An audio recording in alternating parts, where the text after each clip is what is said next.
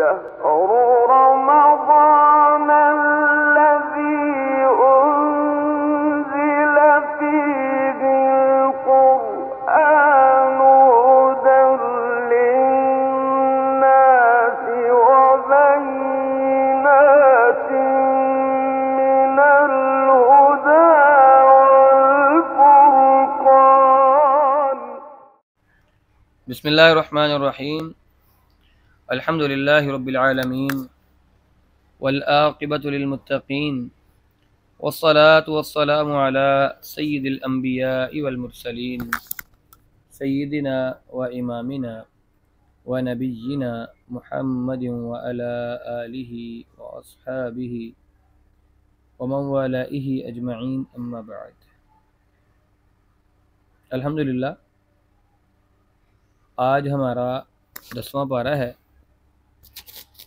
अल्लाह रब्बुल इज़्ज़त से इस दुआ के साथ कि अल्लाह ताला हमें बेहतरीन अंदाज में कुरान करीम को समझने की, सीखने की तौफ़ीक़ अता फ़रमाए, और जो हमने एक छोटी सी, एक अदना सी काविश शुरू की है, अल्लाह ताला इसके अंदर खैर और बरकत वाला मामला फ़रमा दे और हमारी इस काविश को, कोशिश को कबूल भी कर ले और हमें इसे बेहतरीन अंदाज में मुकम्मल करने की तौफ़ीक़ अता फ़रमाए। सूरत अनफ़ाल हमारी चल रही थी और सूरत अनफ़ाल के अंदर हम आयत नंबर 40 तक हम इसको पढ़ चुके थे। 10वें पारे के अंदर आयत नंबर 41 से पारे का आगाज़ होता है। आयत नंबर 41 से लेकर आयत नंबर 44 तक अल्लाह रब्बुल इज़्ज़त ने माले गनीमत के जो तकसीम का तरीक़ाकार है उसको वज़ा किया है कि माले गनीमत के मुतल्लिक़ ये सवाल किया गया था जो कि सूरत अनफ़ाल के शुरू में आया था, यसअलूनका अनिल अनफ़ाल, कि माले गनीमत के बारे में ये आपसे सवाल करते हैं। तो यहाँ पर अल्लाह रब्बुल इज़्ज़त ने माले गनीमत के तकसीम कार को बयान किया है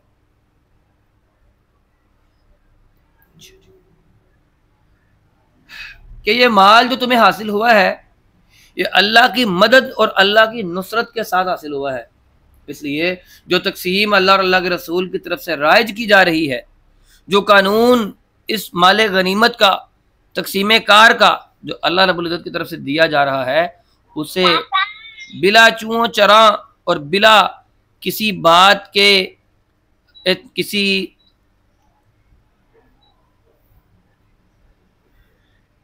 एतराज़ के इसको कबूल कर लो।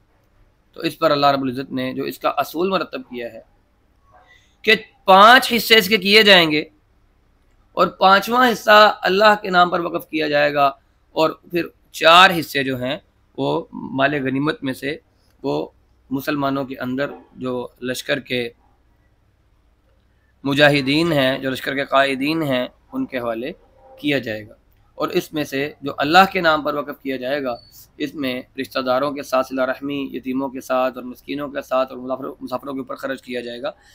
5वां हिस्सा अल्लाह और अल्लाह के रसूल के लिए होगा और वह जिस तरह से अल्लाह के रसूल उससे चाहें उससे तसर्रुफ़ में ले आएँ, यानी वह हुकूमत वक्त का जो खलीफा वक्त होगा या हुक्मरान होगा वक्त का, उसके हवाले वो कर दिया जाएगा।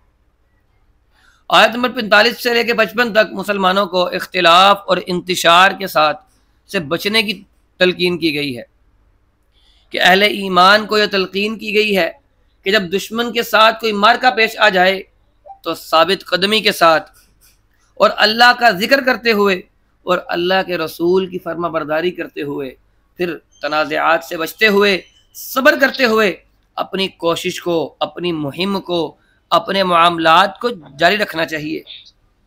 अगर तुम इख्तिलाफ में और इंतिशार में पड़ गए तो तुम्हारी हवा उखड़ जाएगी, तुम्हारा जो रौब है, जो तुम्हारी वहदत का रौब है, ये ख़त्म हो जाएगा। वला तनाज़अू फतफ़शलू व तज़हब रिहुकुम वस्बिरू। अगर तुम तनाज़े के अंदर पड़ गए, आपसी इख्तिलाफ के अंदर तुम पड़ गए, तो फिर तुम शैतान के जो उसकी चाल होगी उसके अंदर आ जाओगे और तुम्हारी हवा वो उखड़ जाएगी और तुम परेशान हो जाओगे, मैदान के अंदर रुसवा हो जाओगे। और शैतान का जो मकर फरेब है, मोमिन को कभी उसके मकर फरेब में नहीं पड़ने चाहिए। शैतान ऐन मौके पर जाकर धोखा देता है, और अल्लाह की मईयत और अल्लाह का साथ उन्हीं लोगों को नसीब होता है जो अल्लाह रब्बुल इज़्ज़त पर भरोसा रखते हैं। आयत नंबर 56 से लेकर 64 तक अल्लाह रब्बुल इज़्ज़त ने जो लोग वादा खिलाफ़ी करने वाले हैं उनके साथ सख्ती वाला मामला और जिहाद के लिए अपने औजारों को, अपने हथियारों को, अपनी ट्रेनिंग को और अपनी तैयारी को करने का हुक्म दिया है। कि मुसलमानों को यह तलकीन की जा रही है, जो कौम तुम्हारे साथ किए गए मुआहदों पर तुम्हारा फ़ायदा उठाती है और इन मुआहदों को सिर्फ टाइम पास के लिए, वक्त गुजारी के लिए इस्तेमाल करती है, तो तुम भी इनके साथ कोई रियायत ना करो। अगर वो किसी जंग में तुम्हारे मुकाबले पर आ जाएं तो इनको ऐसा सबक दो कि जो उनकी पुष्ट पनाही कर रहे हैं, जिनके सरों पर ये उछल रहे हैं, उन्हें भी होश आ जाए, उनके भी होश ठिकाने पर आ जाएं और ये लोग तुम्हारे काबू से बाहर नहीं जा सकते। मुसलमानों को चाहिए कि मुसलमान अपनी फौजी कुव्वत को, अपनी अस्करी कुव्वत को, अपनी जिहादी कुव्वत को ज़्यादा से ज़्यादा बढ़ाएं, ताकि ज़ाहरी तौर पर भी दुश्मनों पर रौब रहे और बातिनी तौर पर भी दुश्मन मरऊब रहे। वअइद्दू लहुम मस्ततअतुम मिन कुव्वतिन व मिन रिबातिल खैली तुरहिबून बिही अदुव्वल्लाहि व अदुव्वकुम। कि अल्लाह के लिए, अल्लाह के दुश्मनों पर रौब डालने के लिए, अल्लाह के दुश्मनों को डराने के लिए और अपने दुश्मनों के दिलों के अंदर रौब को तारी करने के लिए मुसलमानों को चाहिए कि अपनी इस्तिताअत के मुताबिक अपनी तैयारी रखें। उनमें उस तैयारी के अंदर जिस्मानी तैयारी भी आती है, रूहानी तैयारी भी आती है। उस तैयारी के अंदर इखलाकी तैयारी भी आती है, उस तैयारी के अंदर जज्बाती तैयारी भी आती है, और उस तैयारी के अंदर साजो सामान की और उसकी ट्रेनिंग लेने की भी तैयारी आती है। कि ये ना हो जब जिहाद का मौका आए, अल्लाह के रास्ते में मैदान में निकलने का मौका आए, जब खड़े होने का मौका आए, मुयस्सर तो आपको टैंक हो लेकिन चलाना आपको साइकिल भी ना आता हो। ये नहीं होना चाहिए। वअइद्दू लहुम मस्ततअतुम मिन कुव्वा, अपनी कुव्वत के मुताबिक अपनी तैयारी करना जिहाद के लिए, वो इखलाकी हो, वो जज्बाती हो, वो जिस्मानी हो, या हथियार चलाने के लिए हो, या इक्विपमेंट्स को इस्तेमाल करने के हवाले से हो। अपनी इस्तिताअत के मुताबिक एक मुसलमान को अपनी तैयारी करनी चाहिए। और फिर मुसलमान इस मकसद के लिए जो कुछ भी खर्च करेंगे, अल्लाह से इसका पूरा पूरा इन्हें अजर मिलेगा, इसका पूरा पूरा फ़ायदा पाएंगे। और अगर जिस कौम के साथ मुआहदा किया गया है वो कौम अगर सुलह की ख्वाहिशमंद है, तो मुसलमानों को भी ये हुक्म दिया जा रहा है कि तुम सुलह करो और अल्लाह पर भरोसा करके इनसे सुलह कर लो। और अगर वो तुम्हें धोखा दें तो फिर तुम अल्लाह पर भरोसा करो, तुम्हें कोई तकलीफ या कोई परेशानी नहीं होनी चाहिए। फिर आयत नंबर 65 से लेकर 66 तक अल्लाह के रसूल सल्लल्लाहु अलैहि वसल्लम को कहा जा रहा है, या अय्युहन नबी हर्रिज़िल मुमिनीना अलल क़िताल, ए अल्लाह के रसूल, इन मुमिनीन को, इन मुसलमानों को, ये अल्लाह की बात मानने वालों को क़िताल की तरफ उभारो, इन्हें हरीज करो क़िताल की तरफ, कि ये अपनी जाने अल्लाह की राह में, अपने जिस्म अल्लाह की राह में और अपनी गर्दनें अल्लाह की राह में कटवाने के लिए तैयार हो जाएं। जो मैदान के अंदर मुमिन इस नीयत से निकलेगा कि आज या तो मैं अल्लाह के दीन को नाफिज करने के लिए, अपनी हिफाजत के लिए और अपने इलाके को छुड़वाने के लिए, या तो मैं अल्लाह रब्बुल इज़्ज़त के रास्ते में अपनी जान लौटा दूंगा, या काफिर की और अपने दुश्मन की, दीन के दुश्मन की मैं जान ले लूंगा, तो फिर वो अपनी जान देने से और अगले की जान लेने से फिर वो गुरेज नहीं करता। ए नबी, आप मोमिनों को जिहाद पर उभारिए, और फिर अगर आपकी तादाद कम है, किल्लत तादाद का गम न कीजिए। आपके लिए अल्लाह और ये मोमिनों की मुख्तसर जमात काफ़ी है। अगर आपके मद्दे मुकाबिल 200 दुश्मन भी हुआ तो पहले अल्लाह ने क्या हुक्म दिया कि 200 दुश्मन के साथ 20 मुमिनीन लड़ाके, 20 जांबाज काफ़ी हैं, लेकिन फिर अल्लाह रब्बुल इज़्ज़त ने तख़फ़ीफ़ कर दी। पहले अल्लाह ने एक के मुकाबले में, एक मोमिन साबिर के मुकाबले में 10 कुफ़ार को रखा था। और यकीन करें, अगर अल्लाह रब्बुल इज़्ज़त इसी सुन्नत को ही जारी कर देता तब भी एक मुसलमान 10 काफिरों पर भारी होता, लेकिन अल्लाह रब्बुल इज़्ज़त ने अपने बंदों के ऊपर तख़फ़ीफ़ कर दी, तख़फ़ीफ़ कर दी। और फिर एक के मुकाबले में 2 काफिरों को अल्लाह रब्बुल इज़्ज़त ने लाकर खड़ा कर दिया कि एक मोमिन एक सब्र करने वाला, एक मोमिन 2 काफिरों पर भारी होगा।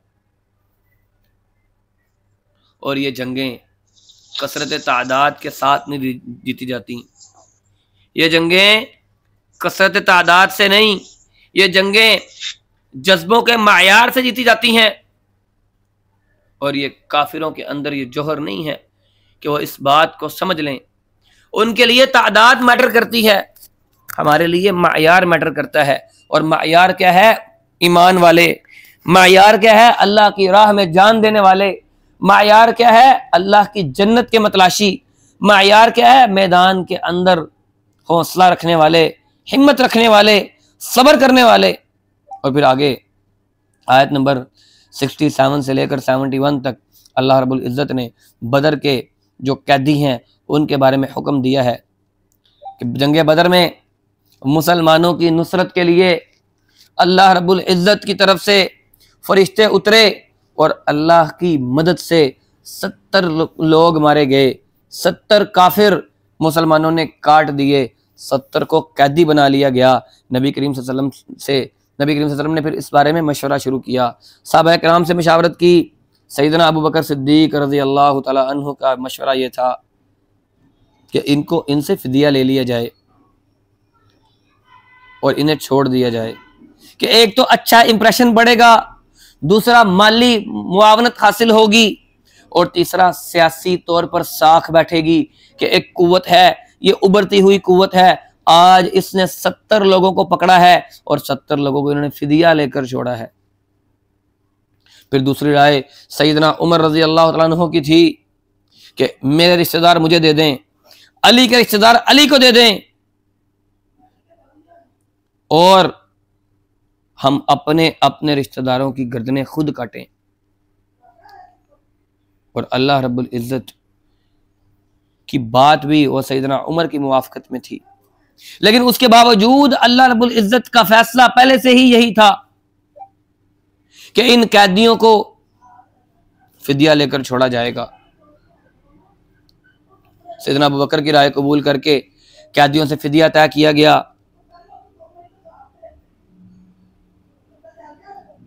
और फिर अल्लाह रब्बुल इज़्ज़त की तरफ से तंबीह भी कर दी गई, तंबीह भी आ गई कि तुम लोग नबी के मिशन से पूरी तरह आगाह नहीं हो पाए। नबी का काम ये नहीं है कि वो कुफार को पकड़ पकड़ कर कैद में डाले और फिर इनसे फिदिया इकट्ठा कर लिया जाए और फिर इन्हें छोड़ दिया जाए। नबी का असल मिशन तो है दीन का मुकम्मल गलबा और काफिर की, कुफार की ताकत को पूरी तरह कुचलने में है, ना कि इनको कैदी बनाने और इनसे माल लेकर छोड़ने में। लेकिन ये अल्लाह की मशीयत के मुताबिक पहले से ही ये तयशुदा था कि इनसे फिदिया लेकर इनको छोड़ा जाएगा। इसलिए जो फिदिया लिया गया है ये बिल्कुल जायज़ है और इसकी इजाज़त अल्लाह के रसूल सल्लल्लाहु अलैहि वसल्लम को दी भी गई। और आज तक मुसलमानों के अंदर ये तरीकाकार राइज है कि मुसलमान जिस कैदी को जंग के अंदर लेकर आए उसे सियासी मफाद के लिए या उसे इस तरह के मामले के लिए जो मामला सियासत के साथ मुंसलिक होने की वजह से बड़ा हो जाए, तो फिर ऐसे मामले के अंदर दुनिया के अंदर अपनी साख और अपनी राख को बहाल रखने के लिए और दुनिया में अपना रोब और दबदबा रखने के लिए फिर कैदियों को लाया भी जा सकता है, इन्हें छोड़ा भी जा सकता है, इनकी गर्दनें भी मारी जा सकती हैं। कभी कभी होता है कि अभिनंदन जैसे लोग आते हैं और फिर कहते हैं दिट इज फंटास्टिक, और फिर इन्हें छोड़ भी दिया जाता है।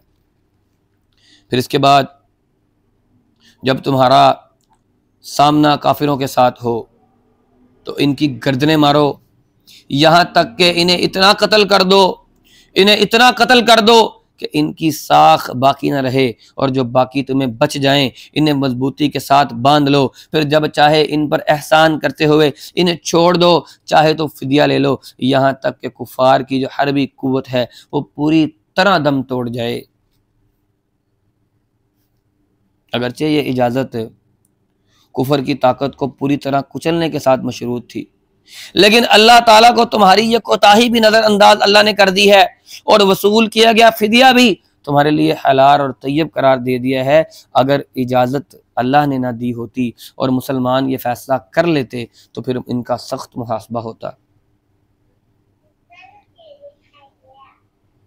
और फिर अल्लाह के रसूल सल्लल्लाहु अलैहि वसल्लम के ज़रिए ये कहलवा कर और इनको फिदिया देकर लेकर इनसे छोड़ दिया गया कि इनके लिए मजीद भलाई की राहें खुलेंगी, और अगर उन्होंने बेवफाई की, बदअहदी की और ये कैदी फिर इस्लाम के खिलाफ लड़ने के लिए आ गए तो अल्लाह ताला फिर तुम्हें पहले की तरह मुसलमानों के काबू में दे देगा और फिर वो तुम्हारी गर्दनें मार देंगे। बख्शिश तुम्हारी फिर भी नहीं है। अगर एक बार इस्लाम की जो नरमी है अल्लाह तुम्हें उसका फ़ायदा दे रहा है और तुम लड़ने के लिए मैदान के अंदर फिर आ गए तो यकीन करो अल्लाह ताला तुम्हें फिर कैदी बनाकर मुसलमानों के हवाले कर देगा। अल्लाह इस पर कादिर है। फिर आगे इस्लामी मुआशरे की असास और फिर ईमान और हिजरत के बारे में आयत नंबर 71 से लेकर 75 तक बात की जा रही है।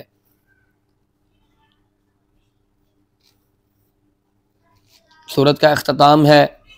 अल्लाह रब्बुल इज़्ज़त इस्लामी मुआशरे की जो बुनियादी तश्कील है उसका एक असूल यहाँ पर बताया जा रहा है और मुसलमानों को ईमान और हिजरत और जिहाद की असास पर, इसकी बुनियाद पर मुनज़्ज़म होने के लिए और बाहमी जो आपसी ज़िद्दें हैं, जो आपसी लड़ाइयाँ हैं, जो आपसी मामलात हैं, अल्लाह ने इन्हें ख़त्म करने की का हुक्म दिया है और जाहलियत के ख़ानदानी ताल्लुकात और इनकी जिम्मेदारियाँ वो अल्लाह रब्बुल इज़्ज़त ने एक ही कलम के साथ एक ही बारी में ख़त्म कर दी कि अब तुम्हारा कुफ़ार के साथ कोई ताल्लुक़ नहीं है, कोई रिश्तेदारियाँ नहीं हैं। और यह हुक्म हो गया जो लोग ईमान ले आएँ वो हिजरत करके मदीना आ जाएं और मुसलमानों के साथ मिलकर वो कुफ़ार के साथ जिहाद करें और एक मिल्लत बनकर एक दूसरे के भाई बन जाएं और फिर मिल्लत कुफर के मुकाबले में अंसार और ये मुहाजिरीन इनकी एक बुनियान मरसूस हो, एक सीसा पेलाई दीवार हो और सीसा पेलाई दीवार बनकर वो काफिरों के सामने सीना सुपर होकर खड़े हो जाएं।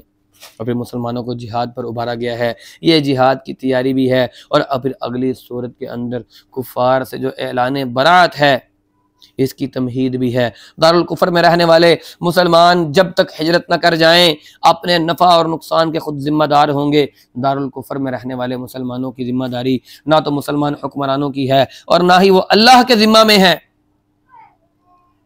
तो इससे हर एक मुल्क के मुसलमानों को, जो मुसलमान मुल्क होगा, उन्हें एक दारुस्सलाम की तरफ हिजरत करने की तरफ उभारा गया। लेकिन जो मुसलमान मुल्क हैं वो तो नहीं हिजरत करेंगे, लेकिन कुफ़ार के मुल्कों के अंदर जो बसने वाले लोग हैं उन्हें ये चाहिए कि वो मुसलमानों के मुल्कों की तरफ हिजरत कर जाएं और दूसरे जो मुकामी हुकूमतों के साथ टकराव है उसके नतीजे से जो आने वाली मुश्किलें हैं, जो परेशानियां हैं, इससे मुसलमान मुजाहिदीन, मुसलमान मुमिनीन जो है वो बच जाएं। क्योंकि एक जगह पर मुसलमान रह रहे हों और वो अपने जो इस्लामी आदाब हैं, इबादात हैं, उस पर अमल कर रहे हों और दूसरी मुल्क जो है वो इन्हें गद्दार करार देकर इनके ख़िलाफ़ इंक्वायरियाँ बिठाती हैं। ये आज भी अमेरिका और बरतानिया और यूरोप और कनाडा वगैरह के अंदर जो मुसलमान रहते हैं उन्हें इस चीज़ का बड़े अच्छे तरीके से पता है कि जब किसी मुसलमान के ऊपर ज़रा सी अच्छे मुसलमान होने की छाप लग जाती है, ज़रा सा वो मुकम्मल नमाजी बन जाता है, ज़रा सी वो दाढ़ी बढ़ा लेता है, उसके ऊपर से इस्लामी शुआर का अंदाज़ा होना शुरू हो जाता है, तो क्या होता है, उसके ऊपर इंक्वायरी बैठ जाती है। इसी चीज़ के लिए ही अल्लाह रब्बुल इज़्ज़त ने मुसलमानों के ऊपर ये जिहाद के बारे में हिजरत के बारे में अल्लाह ने पहले से ही हुक्म दे दिया था कि हिजरत कर ली जाए, मुसलमान मुल्कों के अंदर दारुस्सलाम के अंदर इकट्ठा हुआ जाए और मुसलमानों के लिए ये जो दुनिया की मजबूरियां हैं, ये रिज़्क़ कमाने की मजबूरियां, ये रिज़्क़ अल्लाह ताला आपको अपने मुल्क में रहते हुए भी दे देगा। हमने अपने ऊपर ये मजबूरियां नाफिज कर ली हैं कि नहीं नहीं, हम तो बाहर जाकर ही कमा सकते हैं। हमारे अब तो मुल्क के अंदर शायद अल्लाह रब्बुल इज़्ज़त नऊज़ु बिल्लाहि मिन ज़ालिक कि शायद हमारे मुल्क के अंदर अल्लाह की रहमत कोई कम पड़ती है। रिज़्क़ अल्लाह रब्बुल इज़्ज़त ने यहाँ पर भी देना है, बस वो डॉलरों की और रियालों की जो छाप है ना, वो हमें वापस अपने मुल्कों के अंदर आने नहीं देती। अल्लाह ताला हमें मुसलमान मुल्कों के अंदर आने की तौफीक अता फरमाए और परदेश से वापस अपने मुल्कों के अंदर आकर यहाँ पर रिज़्क़ के वसी ज़राए अल्लाह ने जो मुहैया किए हुए हैं, अल्लाह ताला उनके अंदर हमारे लिए आसानियाँ पैदा कर दे। और इस मामले के अंदर अल्लाह ताला बेहतरीन अंदाज में मुसलमानों को ये तौफीक दे कि उनके ईमान इस बात पर मजबूत हो जाएं कि ये रिज़्क़ अल्लाह रब्बुल इज़्ज़त की तरफ से है और वही इस रिज़्क़ का मालिक है, बंदों के ऊपर ये रिज़्क़ नहीं है।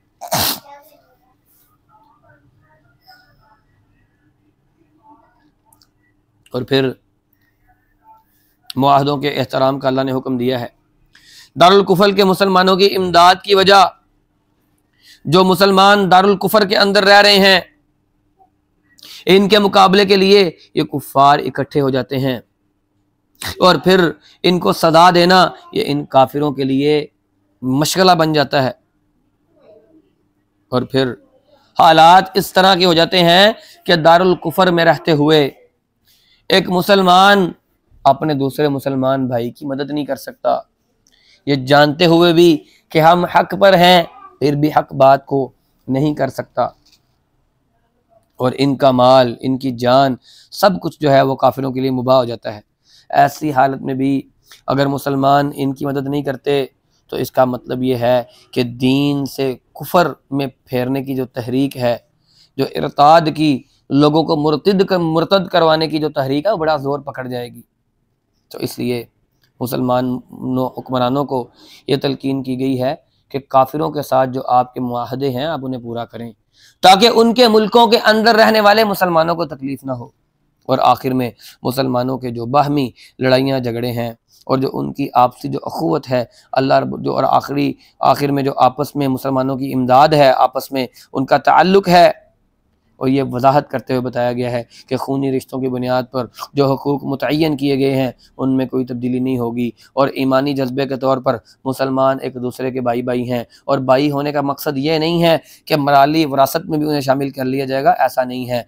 माल के वरसा सिर्फ़ और सिर्फ खूनी रिश्तेदार ही होंगे, बाकी नेकी के मामलात के अंदर और आपस में एक दूसरे के साथ ताल्लुकात के अंदर मुसलमान एक दूसरे के भाई भाई हैं, एक दूसरे को कत्ल नहीं करेंगे। इनका खून, इनका माल, इनकी जान, इनकी इज्जत और आबरू ये मुसलमानों के ऊपर एक दूसरे की हराम है।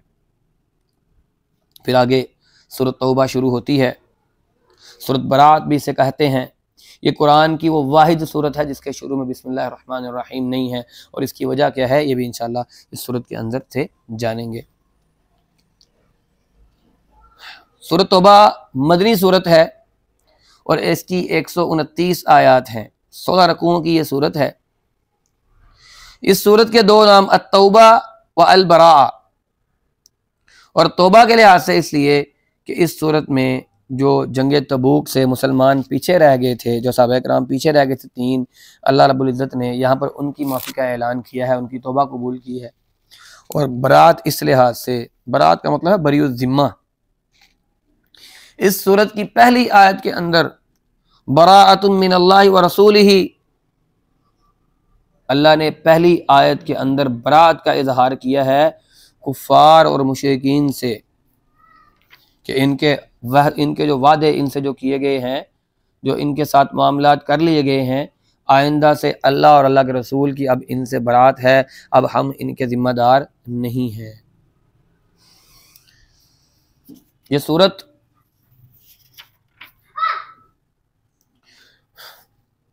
इसका जो उन्वान है वो सूरत अनफाल वाला ही है। सूरत अनफाल सूरत तौबा की तमहीदी सूरत थी, और सूरत जो तौबा है ये उसकी शरह है। सूरत अनफाल के अंदर मुसलमानों को जिहाद के लिए मुनज़्ज़म किया गया था, और इस सूरत में जिहाद का ऐलान किया गया है। उलमाए जो तफसीर हैं उन्होंने इसके शुरू में बिस्मिल्लाह ना होने की कई तौजीहात लिखी हैं, और नबी करीम सल्लल्लाहु अलैहि वसल्लम ने खुद इसके शुरू में क्योंकि बिस्मिल्लाह लिखवाई नहीं है, इसका एक आगाज़ अल्लाह के गुस्से और अल्लाह के गज़ब की और अल्लाह की जो गज़ब की सिफ़ात हैं उनके साथ हो रहा है, जबकि रहमान और रहीम अल्लाह की ये जमाली सिफ़ात हैं, ये जलाली सिफ़ात नहीं है। इसलिए इन दोनों सूरतों का मज़मून एक ही तरह का है, मकसद और गायत अलग अलग है। एक में मुसलमान मुखातिब हैं, दूसरे में मुशरिकीन और अहले किताब और मुनाफिकीन मुखातिब हैं। एक की नोयत तैयारी है, सूरत अनफाल की नोयत तैयारी की है जंग की, और सूरत तौबा की नोयत है एलान जंग। और फिर इश्तिराक और इन्फिसाल, इन दोनों पहलुओं के अल्लाह ने इनको मुमय्यज़ करने के लिए, इनमें तमीज़ करने के लिए ये सूरत अल्लाह ने पिछली सूरत से बिल्कुल अलग रखी है, और ये नुमाया भी है, मुमताज़ भी है। और बिस्मिल्लाह ना लिखने की वजह से इस चीज़ सीरियसनेस के अंदर और इजाफा होता है कि आज अल्लाह ने मुशरिकीन के ऊपर से अपना हाथ उठा लिया है और इनके साथ जिहाद करने के लिए अल्लाह ने खुली छुट्टी दे दी है मुसलमानों को। सूरत के जो इजमाली मज़ामीन हैं उनका हम जायज़ा लेंगे। तमाम मुशरिकीन से अल्लाह रब्बुल इज़्ज़त ने ऐलान बरात किया है कि जिन्होंने नबी करीम सल्लल्लाहु अलैहि वसल्लम के साथ जो मुआहदे किए थे और जिन लोगों ने उन मुआहदे की खिलाफ वर्जियाँ की थी, अल्लाह ने उनसे ऐलान बरात कर दिया है। और हज के बारे में यहाँ बात की गई है कि हर हज जो है वो हज अकबर होता है, और हज अकबर किसको कहते हैं इंशाल्लाह इसकी वजाहत भी आगे जाकर हम करेंगे। मुशरिकीन के लिए सिर्फ दो रास्ते हैं, या तो वो कबूल इस्लाम का रास्ता अपना लें या फिर मुसलमानों के साथ जंग के लिए और जिहाद के लिए तैयार हो जाएं। और मुसलमानों की कुफ्फार के साथ जो वजह मुखासमत है, जो जंग की वजह है, वो क्या है? वो शिरक है। अल्लाह और अल्लाह के रसूल के साथ उनकी अदावत है, और अल्लाह और अल्लाह के रसूल के साथ जो किए गए वादे हैं उन वादों की बदअहदी इनके साथ जंग की वजह है। अमान तलब करने वाले मुसलमान जो कुफ्फार होंगे उन्हें रियायत दी जाएगी, और नमाज की तरह ज़कात भी मुसलमानों पर फ़र्ज है। ज़कात की अदायगी भी उसी तरह कायम और दायम रहनी चाहिए जैसे नमाज की अदायगी बार बार कुरान के अंदर आई है, जैसे मुसलमान नमाजों को कायम करने वाले हैं। फिर आगे कुफर के इमामों से किताल करने का ख़ास हुक्म है। फिर उसके बाद 12वें नंबर पर जुज़वी नेकी, जो वक्ती नेकी है वो असल चीज़ के कायम मुकाम नहीं हो सकती। फिर आयत नंबर 19 के अंदर कुरैश की बैतुल्लाह की जो तौलीद थी, जिसका माइक ऑन है, मैंने लेक्चर पे उसको लगा देना है, माइक अपने अपने बंद रखा करें। माइक ऑन होने के चक्कर में सारा लेक्चर डिस्टर्ब हो जाता है।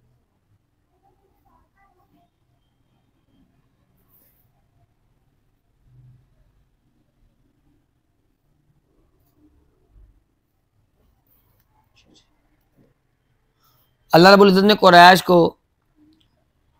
माज़ूल कर दिया काबे की तौलीद से, वो भी इसका तज़किरा भी सूरत के अंदर है। सच्चे मोमिन हमेशा अल्लाह और अल्लाह के रसूल को महबूब रखते हैं, और कौलन भी महबूब रखते हैं और अमलन भी महबूब रखते हैं। और अल्लाह आयत नंबर 24 में अल्लाह की नुसरत को कसरत पर मौकूफ़ ना रखो, और ग़ज़वा हुनैन के हवाले से यहाँ पर तज़किरा किया गया है। आयत नंबर 25 के अंदर मुशरिकीन नजस हैं और मस्जिद इब्राहिमी अब अहले ईमान के हाथों में आना चाहिए। फिर आयत नंबर 27 में अहले कुफ़ार और अहले कुफर अगर मुसलमान मुमलिकत में पनाह लेना चाहें तो ज़िम्मी बनकर रहेंगे और जिज़िया देंगे। अहले किताब ने सैयदना उज़ैर अलैहिस्सलाम को और सैयदना ईसा अलैहिस्सलाम को अल्लाह का बेटा करार दिया, और ये बदतरीन कुफर है। और फिर अपने अहबार और रुहबान और हिल्लत और हुर्मत का इनको इख्तियार दिया जाना, ये भी रब बनाना है। दीन हक़ के गलबा की बशारत को ये कुफ़ार अपनी फूंकों से नहीं बुझा सकते। ये ऐसा चिराग नहीं है कि इनकी फूंकों से बुझ जाए। फिर आयत नंबर 32 और 33 के अंदर उलमा की और उलमाए सू की जो ज़र परस्ती है, जो पैसे के बदले दीन को बेचना है, अल्लाह रब्बुल इज़्ज़त ने इसका तज़किरा किया है। फिर इसके बाद माल जमा करने का इंजाम बड़ा इबरतनाक होगा।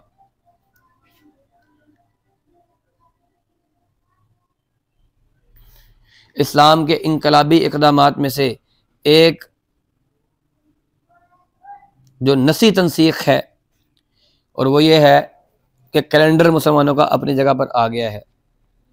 मुशरिकीन मक्का मिन हैसुल जमात इनसे जंग करने का हुक्म है मुशरिकीन के साथ। मुनाफिकीन की अल्लाह ने इस सूरत के अंदर मजम्मत की है।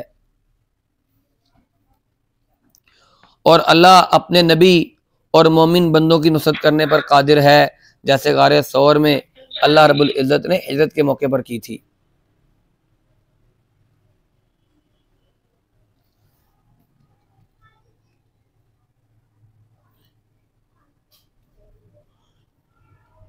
और सईदना सिद्दीक़ अकबर के फ़ज़ाइल भी इस सूरत के अंदर इंशाअल्लाह में मिलेंगे। ग़ज़वा तबूक में मुनाफिकीन की कमज़ोरियाँ और इनका सद्देबाब अल्लाह ने इसका तज़किरा भी इस सूरत के अंदर किया है। सदक़ात के असली मुस्तहिक़ कौन हैं, उनका तज़किरा इस सूरत में है। नबी करीम सल्लल्लाहु अलैहि वसल्लम को एज़ा देना ये मुनाफिकीन का काम है, और इताअत और मोहब्बत करना अल्लाह के रसूल की ये अहले ईमान का शेवा है। मुनाफिकीन के लिए इस्तिग़फ़ार की मुमानियत इस सूरत के अंदर है कि मुनाफिकीन के लिए इस्तिग़फ़ार नहीं की जाएगी। फिर उसके बाद मुहाजिरीन और अंसार इस्लामी मुआशरे के ये फूल हैं। फिर अपने गुनाहों का एतराफ़ कर लेने वाले वो अल्लाह की रहमत के हक़दार होंगे। मस्जिद ज़रार की तामीर के जो मक़ासिद फ़ासिदा थे, इसके मुकाबले में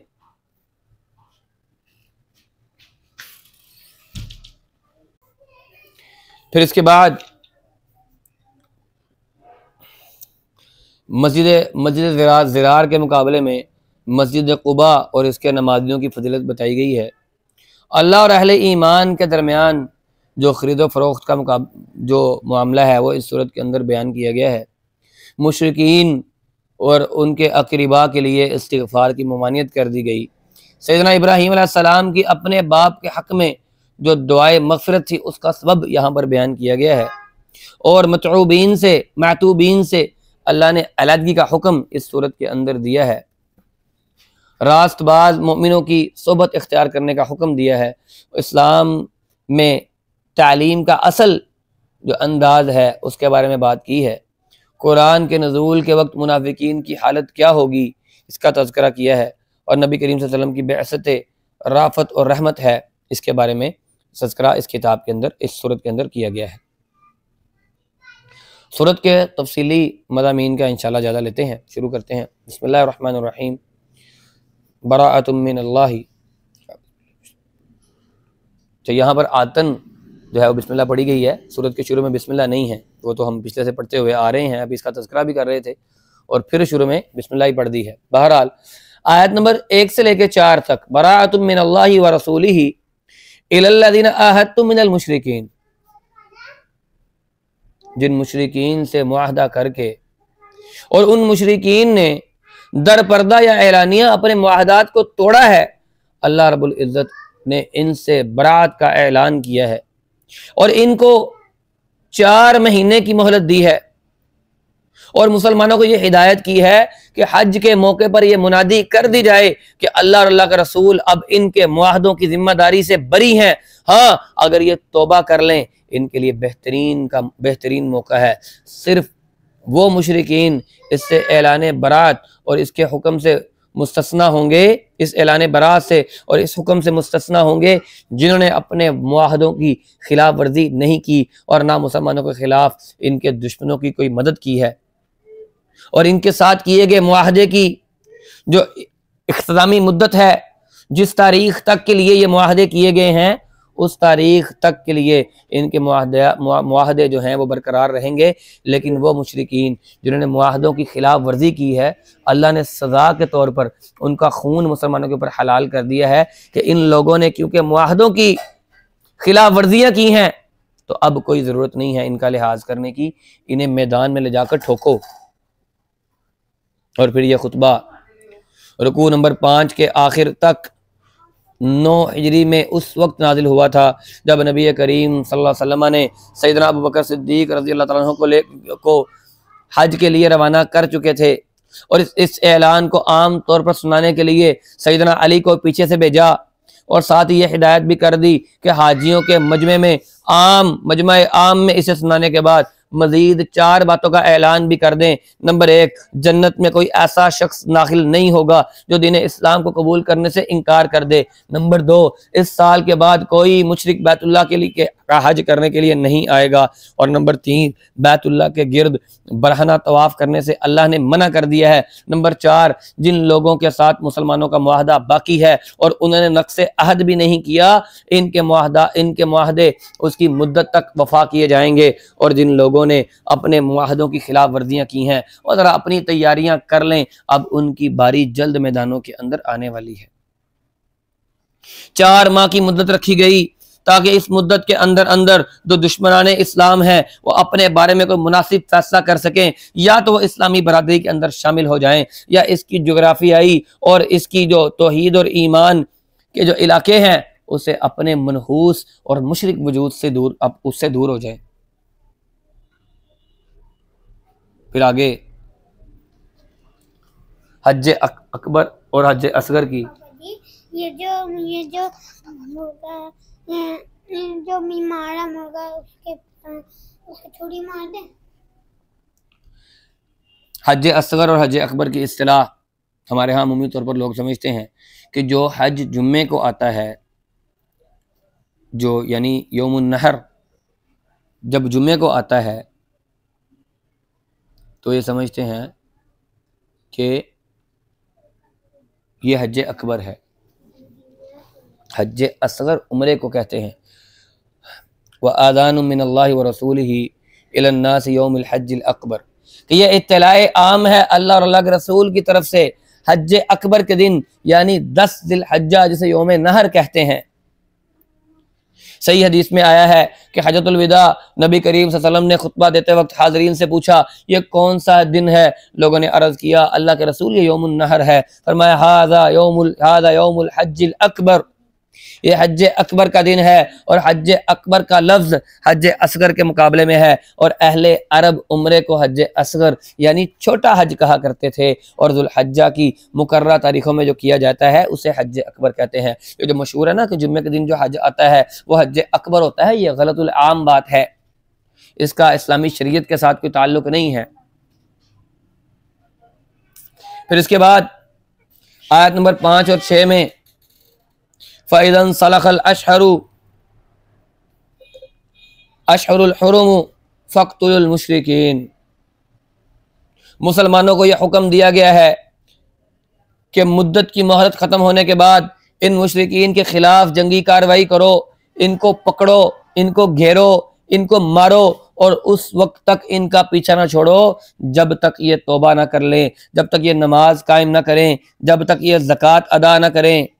अलबत्ता अगर कोई शख्स तुमसे पनाह तलब करता है तो इसे इतनी मोहलत दो कि ये अल्लाह का कलाम सुन ले, इसको अमन वाली जगह तक पहुंचा दो। और ये रियायत इनको इसलिए दी जा रही है कि ये लोग उम्मी हैं, ये लोग पढ़े लिखे नहीं हैं, मुमकिन है इन तक अल्लाह का कलाम पहुंचा ना हुआ हो।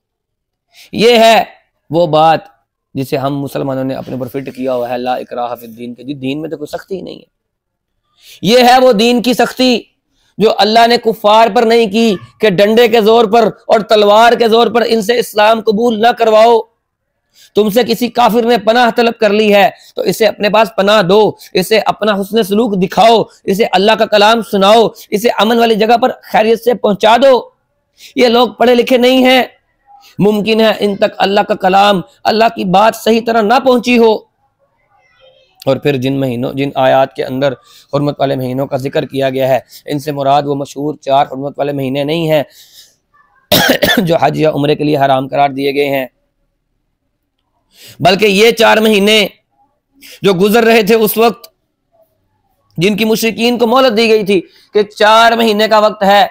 इन 4 महीनों के बाद यानी हज के अंदर ये ऐलान किया जा रहा है तो मुहर्रम, सफर, रबीउल अव्वल और रबीउल सानी, ये 4 महीने के अंदर अंदर अपना इंतजाम कर लो, या मुसलमान हो जाओ या जंग की तैयारी कर लो। अल्लाह रब्बुल इज्जत ने मुसलमानों को तुम पर तुम्हारे लिए अब आज़ाद कर दिया है, अब वो तुम्हारी गर्दनें मानने के लिए इंतज़ार नहीं करेंगे। उन 4 महीनों के अंदर मुसलमानों के लिए उनसे लड़ाई करना दुरुस्त नहीं था। सुम्मा अबलिगहु मअमनहु, फुकहा ने इससे ये नुक्ता भी निकाला है कि काफिर हरबी का दारुस्सलाम में ज़्यादा देर ठहरना ये दुरुस्त नहीं है। इसे चाहिए कि अगर वो यहाँ रहना भी चाहे तो चंद दिन रह सकता है, फिर उसके बाद चला जाए। जो जंग करने वाला काफिर है उसको मुसलमानों के इलाके में ज़्यादा देर रहने की इजाज़त नहीं दी गई। ये यहाँ रहेंगे तो फिर जासूसियाँ करेंगे। फिर इसके बाद आयत नंबर 7 से 16 तक, इन बदअहद मुशरिकीन के साथ आइंदा कोई मुआहदा नहीं हो सकता, क्योंकि इनका हाल ये है कि अगर ये तुम पर काबू पा जाएं, तुम इनकी दाढ़ के नीचे आ जाओ, तो ये किसी कराबतदारी का लिहाज नहीं करेंगे, ना किसी मुआहदे की जिम्मेदारी का लिहाज करेंगे, और ये अपनी ज़ुबानों से तुम्हें राज़ी करने की कोशिश करते हैं, मगर इनके दिल इनकार करते हैं। और इनमें से अक्सरियत जो लोग हैं वो फासिक हैं। यरदूनकुम बिअफ़वाहिहिम व तअबा क़ुलूबुहुम व अक्सरुहुम फासिकून। अल्लाह के रसूल ये ना सिर्फ खुद बागी हैं बल्कि ये लोगों को भी इसकी नेमत, इस्लाम की नेमत से महरूम करना चाहते हैं और इस कोशिश में लगे हुए हैं। अलबत्ता मस्जिद हराम के पास ये जो बनु कनाना और बनु खज़ा और बनु ज़मरा वगैरह हैं, इनसे जो मुआहदा किया गया है वो भी उस वक्त तक बाकी रखा जाए जब तक वो उसको निभाते हैं। जब वो इसको तोड़ देते हैं तो फिर कुफर के इमामों के साथ जंग करो, फिर इनके सरदारों के सर कुचलो, ताकि इनकी कुव्वत इस तरह से मुंतशिर हो जाए कि ये दोबारा सर उठाने के लिए इनकी हिम्मत ना हो। फिर इसके बाद आयत नंबर 17 से 22 तक अल्लाह रब्बुल इज़्ज़त ने मसाजिद के मुतवल्लीन का ऐलान किया है कि सिर्फ मुसलमान अब मस्जिदों को संभालेंगे। मुशरिकीन कुरैश को बैतुल्ला और मसाजिद पर काबिज होने का कोई हक नहीं है। मसाजिद के मुतवल्ली और मुंतजिम वो लोग हो सकते हैं जो अल्लाह और आखिरत पर ईमान रखते हों, जो नमाज को कायम करते हों, जो ज़कात देते हों। ये हाजियों को पानी पिला देना, हरम की कुछ देखभाल कर देना नेकी के काम तो हैं, लेकिन ये नेकियां अल्लाह पर और आखिरत पर ईमान और जिहाद फी सबिलिल्लाह का बदल नहीं है। कि तुम ये गोंगलों से मिट्टी झाड़ने वाला काम ना करो कि तुम हाजियों को हरम में पानी पिला देते हो, खाना काबा को और बैतुल्लाह को साफ कर देते हो, तो तुम समझते हो कि तुम जन्नत के हकदार हो। ये मसाजिद की खिदमत और इनकी फलाह बहबूद, ये महद रज़ाए इलाही के लिए, रज़ाए इलाही की खातिर दिलचस्पी लेने वालों की फजीलत इससे साबित हो रही है। और ऐसे लोगों से हुस्न ज़न रखना लाजिम है जो लोग मसाजिद का इंतज़ाम संभालते हैं। सुनन तिरमिज़ी के अंदर सैयदना अबू सईद अल खुदरी रज़ी अल्लाह तआला अन्हु से रिवायत है कि नबी करीम सल्लल्लाहु अलैहि वसल्लम फरमाया, इज़ा रअयतुमुर रजुला यअतादुल मस्जिद फअशहिदू लहू बिल ईमान। जब तुम किसी साथी को पक्का नमाजी देखो, अपने किसी साथी को पक्का नमाजी देखो, तो उसके ईमान की गवाही दो। फिर आगे अल्लाह ताला ने रिश्तेदारियों को काट दिया है, कुफ्फार के साथ तमाम तर रिश्तेदारियां तोड़ने का ऐलान कर दिया है। आयत नंबर 23 और 27 के अंदर मुसलमानों को, 23 से लेकर 27 के अंदर मुसलमानों को यह समझाया जा रहा है कि अल्लाह की राह में जंग करने में रिश्तेदारियां और कराबतदारियां, इनका कोई पास और कोई लिहाज नहीं होगा। जो लोग ईमान के तकाज़ों पर और इन मादी चीज़ों पर और रिश्तों को तरजीह देंगे, इनका शुमार इन्हीं में से होगा। और वो अल्लाह और इसके रसूल से मोहब्बत मुसलमानों के लिए हर चीज़ पर मुकद्दम होनी चाहिए। जंग हुनैन और दीगर गज़वात से मुसलमानों को सबक हासिल करना चाहिए कि असल चीज़, असल शय जो है वो नुसरत इलाही और उसकी मदद है। लिहाजा अपना असल भरोसा, अपना हकीकी भरोसा वो अल्लाह पर होना चाहिए, कसरत असलहा पर नहीं, कसरत तादाद पर नहीं, असले की फरवानी पर नहीं। मुसलमान जब भी लड़ता है जज्बा ईमानी के साथ, अल्लाह की मदद और नुसरत के साथ लड़ता है। कभी भी मुसलमान तादाद के ज़रिए कभी भी जंग के अंदर फतहयाब नहीं होते। मुसलमान हमेशा मायार के ज़रिए, ईमान के ज़रिए, अल्लाह की मदद और अल्लाह की नुसरत के ज़रिए जंग के अंदर फातेह होते हैं। जुल्फ़िकार भाई, आपका माइक बंद किया है, आपने फिर माइक ऑन कर लिया है। अब आपका माइक मैं म्यूट कर रहा हूं, अगर दोबारा आप माइक ऑन करेंगे तो मैं आपको रिमूव कर दूंगा। फिर उसके बाद अल्लाह रब्बुल इज़्ज़त ने ग़ज़वा हुनैन के अंदर जिस तरह अल्लाह की मदद उतरी है उसका तज़किरा किया है। लक़द नसरकुमुल्लाहु फ़ी मवातिन कसीरतिन व यौम हुनैन इज़ अअजबतकुम कसरतकुम। अल्लाह ने ग़ज़वा हुनैन के अलावा बहुत से मौक़ों पर तुम्हारी मदद की। उलमाए सीरत ने को 70 के करीब ऐसे मौके या 80 के करीब ऐसे मौके गिनवाए हैं जब अल्लाह रब्बुल इज़्ज़त ने जंगों के अंदर मुसलमानों की मदद और मुसलमानों की नुसरत की है।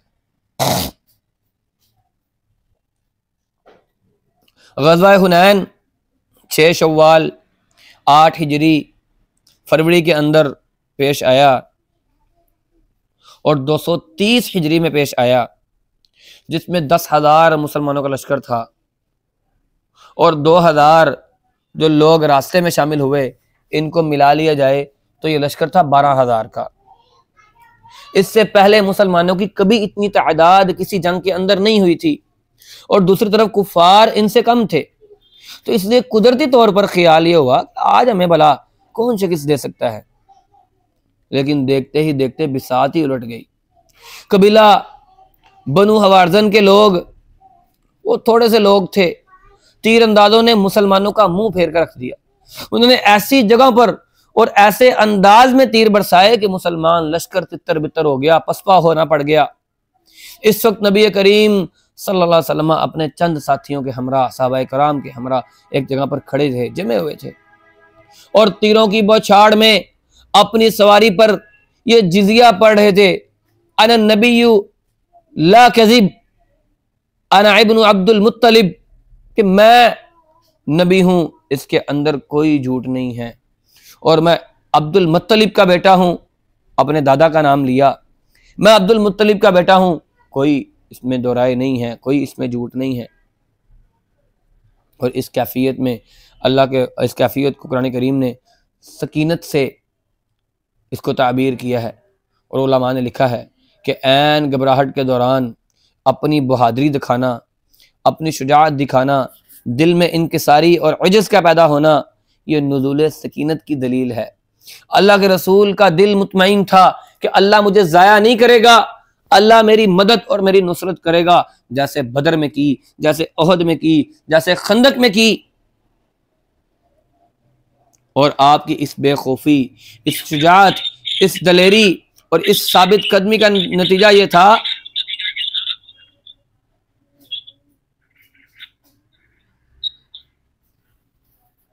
कि मुंतशिर जो इस्लामी फौज हो चुकी थी, वो अल्लाह के रसूल की आवाज़ सुनकर, आपका ये शेर सुनकर, आपका ये रिजल्ट सुनकर वो दौड़े अल्लाह के रसूल की तरफ। फिर वो शम्मा रसालत के परवाने दोबारा अपनी शमा के गिर्द जमा होने शुरू हो गए और बिलाखिर फतहयाब हुए मुसलमान। और जंग हुनैन के अंदर जंग हुनैन में काफिरों के 70 आदमी मारे गए, बहुत सी तादाद में हज़ारों लोग कैदी बने, तकरीबन 6,000 औरतें भी उन कैदियों के अंदर शामिल थीं। माले गनीमत में मुसलमानों को 24,000 ऊँट, 30,000 बकरियां, 4,000 औकिया चांदी ये इनको मिली। और इस तरह अल्लाह ताला ने मुसलमानों की शिकस्त को फतह के अंदर बदल दिया। और जो फतह मक्का इससे पहले हुई थी, उस फतह के बाद ये फतह, ये ऐसी फतह थी जिससे मुसलमानों का ईमान और मुसलमानों के इलाके के अंदर धाक बहुत ज़्यादा बिठा दी। फिर मुशरिकीन के अल्लाह रब्बुल इज़्ज़त ने मस्जिद के अंदर दाखिले पर ममानियत का हुक्म नाजिल कर दिया। इस सूरत के अंदर आयत नंबर 27 में यह ऐलान किया गया कि ये मुशरिकीन नजस हैं, ये पलीत हैं, इस वजह से इनको इस साल के बाद मस्जिद हराम के पास फटकने की इजाज़त नहीं होगी। या अय्युहल्लज़ीना आमनू इन्नमल मुश्रिकून नजसुन फला यक़रबुल मस्जिदल हराम बअद आमिहिम हाज़ा। मुसलमानों, तुम्हें ये इत्मीनान दिलाया जा रहा है, ये मुसलमान तो तुम तो पाक लोग हो, ये काफिर जो हैं ये नजस हैं, ये पलीद लोग हैं, इन्हें दोबारा इस साल के बाद मस्जिद के अंदर, मस्जिद हराम के अंदर दाखिल ना होने देना। मुशरिकीन के हरम में दाखिले की पाबंदी के बाद जो माली मफादात, जो असर पड़ेगा तिजारत पर, अल्लाह अपने ख़जाना गैब से इसकी तलाफ़ी कर देगा। इसलिए तुम्हें इस किस्म की बातों को जहन में जगा ना दो। व इन खिफ्तुम आइलतन फसौफ युगनिकुमुल्लाहु मिन फज़लिही इंशाअ, अल्लाह चाहेगा तो तुम्हें माली एतबार से गनी कर देगा।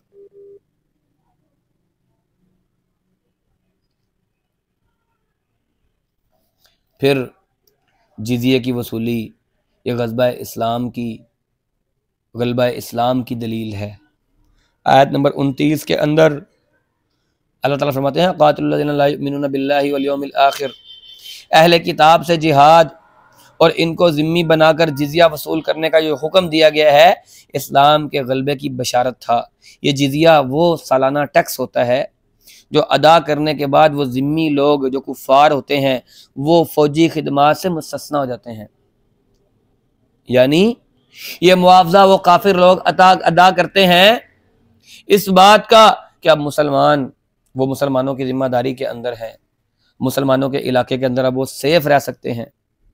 और नफ्सियाती तौर पर यह जिजिया इस्लाम के गलबे और कुफर की पस्ती का एहसास है कि अगर तुमने मुसलमान मुल्क के अंदर रहना है, अपनी जान और माल मुसलमानों के से बचानी है, तो फिर क्या करना है?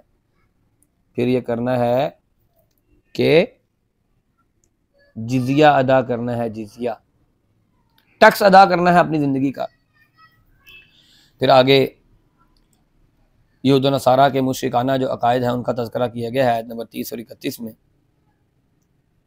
कि ये यहूद व नसारा को जिहाद के साथ मलिया मेट करना या जिजिया की वसूली के साथ इनको ज़लील और रुसवा करना, इन पर अल्लाह की लानत और इन पर अल्लाह का गज़ब जो ये क्यों नाजिल हो रहा है, इस वजह से कि इनके अकीदे बातिल हैं।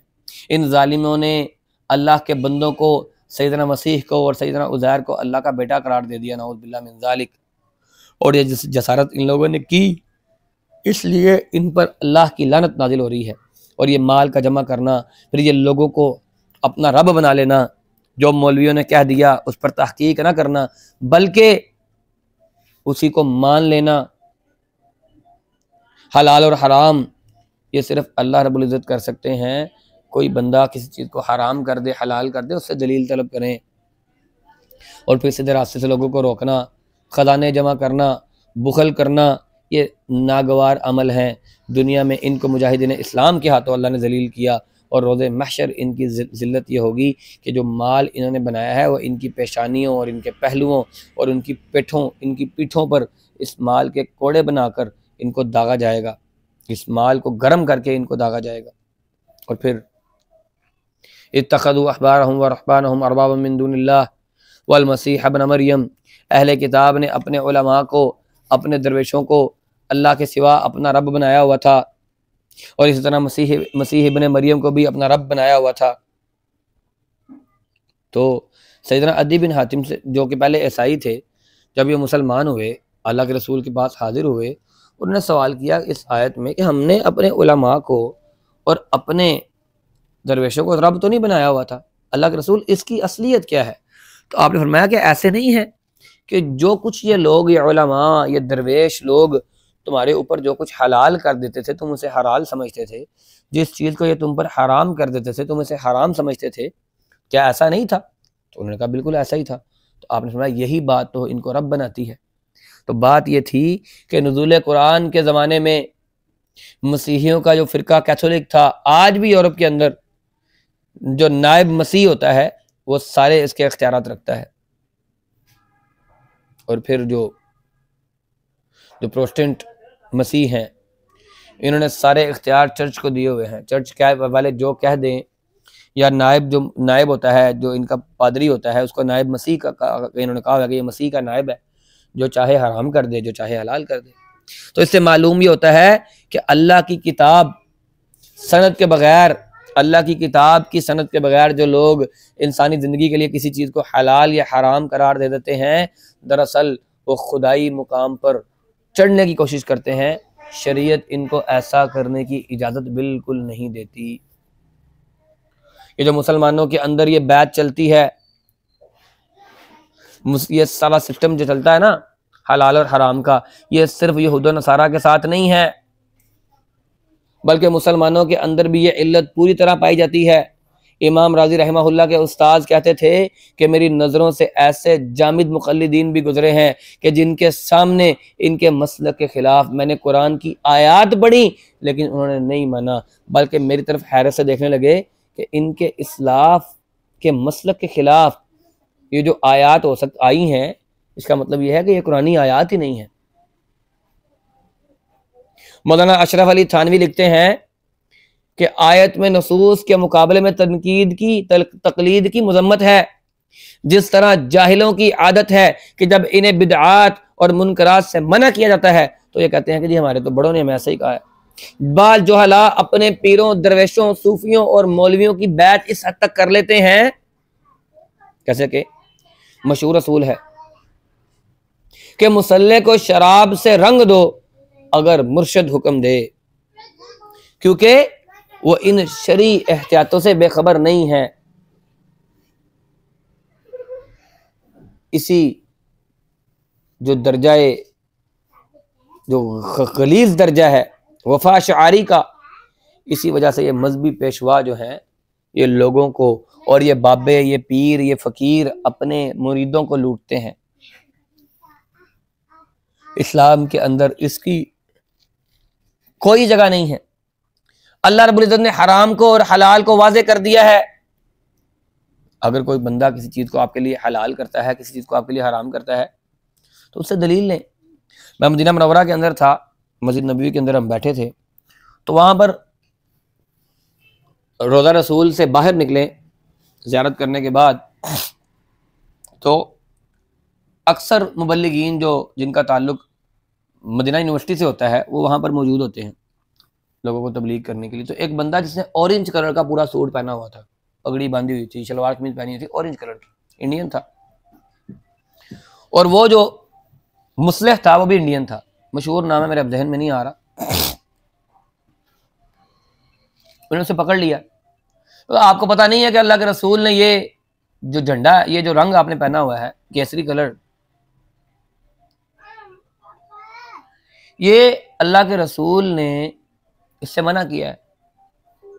कहते जी मना किया है या नहीं किया, मुझे इससे गरज नहीं है, मेरे पीर ने मुझे कहा है ये पहनने के लिए, मैं उसकी बात मानूंगा, मैं और कोई बात नहीं मान सकता। तो ये है वही बात जो अपने पीरों को, अपने फकीरों को और अपने बाबों को खुदा बनाने वाली बात है। ये इस्लाम की शम्मा है, ये हमेशा जलती रहेगी, ये कुफार की फूंकों के साथ नहीं बुझेगी। आयत नंबर 32 और 33 के अंदर अल्लाह ने इसी का इजहार किया है कि ये लोग ये चाहते हैं कि अल्लाह के नूर को अपने मुंह की फूंकों से बुझा दें, मगर अल्लाह अपने नूर को ज़रूर पूरा करेगा, खा काफिरों को कितना ही नागवार हो।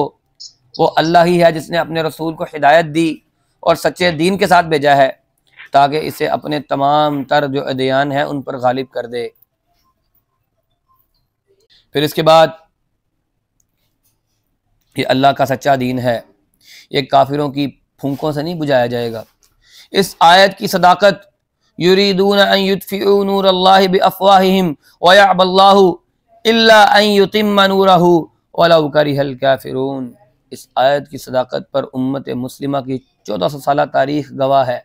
इन यहूद ने, इन नसारा ने, इन मुशरिकीन ने और हर किस्म के मुखालिफों ने हर किस्म की मुखालिफत कर ली इस दीन को फैलने से रोकने के लिए, लेकिन अल्लाह रब्बुल इज़्ज़त का ये दीन फैलता ही चला गया, फैलता ही चला गया। इस्लाम की फितरत में कुदरत ने ये लचक दी है, ये इतना ही उभरेगा कि जितना इसको दबा देंगे। और फिर आगे उलमाए सू का किरदार बयान करके अल्लाह ने इनसे नफरत के बारे में बात की है। या अय्युहल्लज़ीना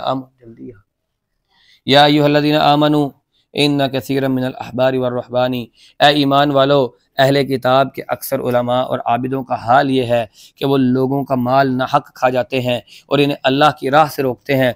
जो लोग सोना और चांदी जमा रखते हैं और अल्लाह की राह में खर्च नहीं करते, इनके लिए दर्दनाक अज़ाब की खुशखबरी है। और इन्हें ये खुशखबरी सुना दो, जिस दिन जहन्नुम जिस दिन इस ख़जाने को जहन्नुम की आग में तपाया जाएगा, फिर इस तपे हुए ख़जाने को इनकी पेशानियों पर, इनकी पीठों पर और इनके पहलुओं को दागा जाएगा और कहा जाएगा ये है वो माल जिसे तुम अपने लिए ख़जाना बनाकर तुम लोगों ने जमा कर करके रखा हुआ था। फिर आगे जाहिलियत के बारे में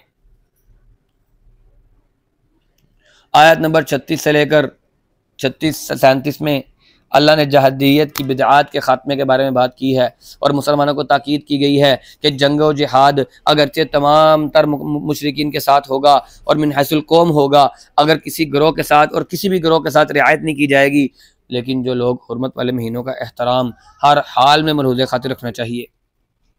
जब हुर्मत वाले महीने आ जाएं तो कुफ़ार के साथ जंग ना करो। हुर्मत वाले महीने अल्लाह ने बांध दिए हैं। ये कुफ़ार क्या करते थे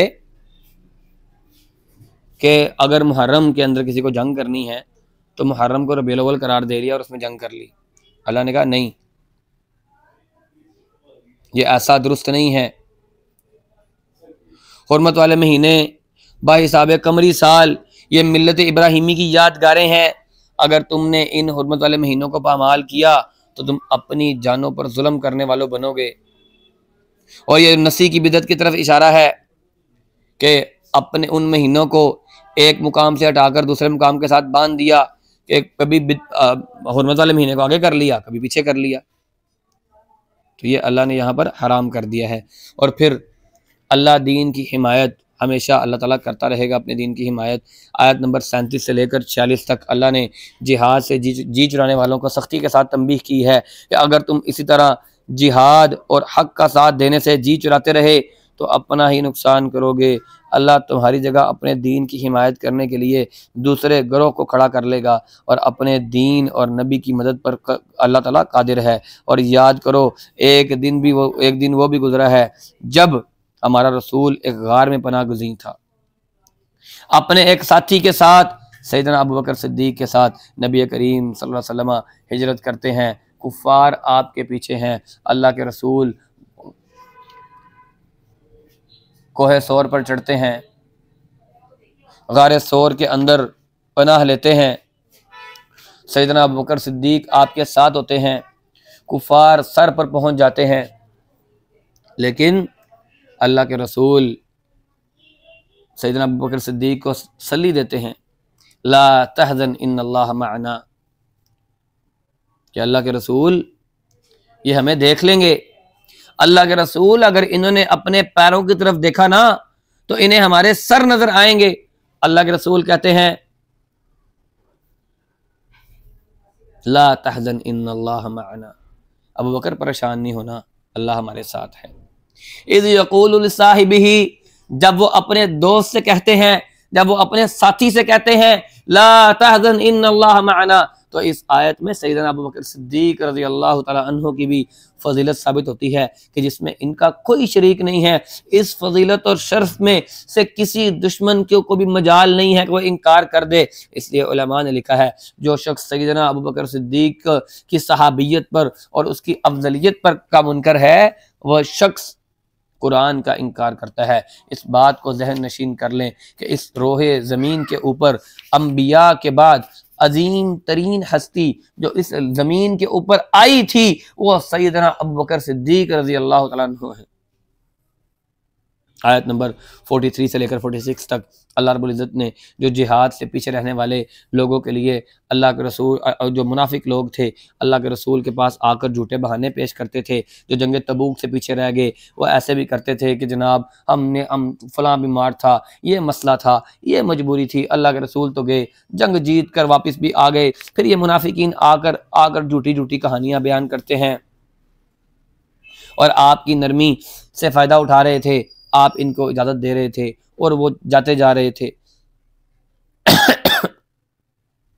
और फिर अल्लाह के रसूल को यह कहा गया है कि आपको नरमी नहीं करनी चाहिए थी, आपको इनके सच्चे और झूठे होने का पता चलना चाहिए था। अफ़ल्लाहु अन्का, अल्लाह ने आपको माफ़ किया। और फिर 3 सहाबा किराम ऐसे थे जो मुनाफिक नहीं थे, लेकिन वो कुछ मामलात की वजह से, अपनी सुस्ती की वजह से पीछे रह गए कि अच्छा अभी चले जाएंगे, अच्छा अभी निकल जाते हैं। अल्लाह के रसूल वहाँ गए, जंग लड़के वापस भी आ गए। यहाँ पर उन तीनों की भी अल्लाह रब्बुल इज़्ज़त ने कि उनकी तौबा को कबूल किया है, और उनके बारे में भी यहाँ पर तज़किरा मौजूद है।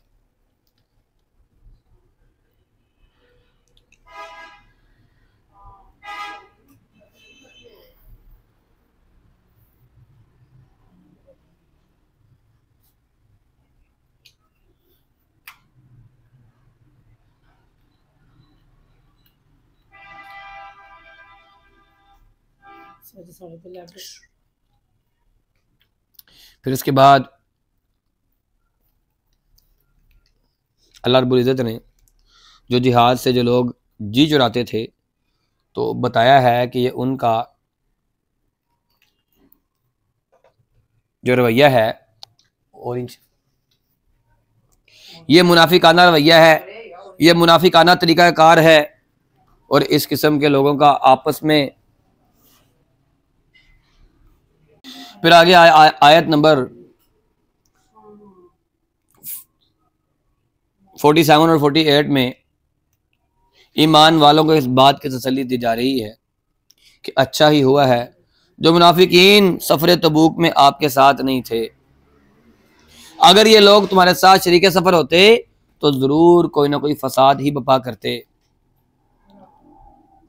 और अभी भी तुम्हारे शरीके सफर कुछ लोग ऐसे हैं जो मुनाफिकीन के जासूस हैं।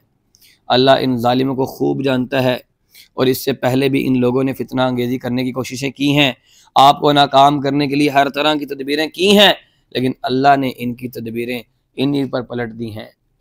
और फिर आयत नंबर 49 के अंदर अल्लाह ने जो मुनाफिक बहाने बनाकर पीछे ठहरने की इजाज़तें मांग रहे थे, इनमें से बाज़ ऐसे भी थे जो अल्लाह की राह से कदम पीछे हटाने के लिए मजहबी और इखलाकी नोयत के हिले बहाने तलाश रहे थे। इनमें से एक मुनाफिक था जद बिन कैस। वो अल्लाह के रसूल के पास आया,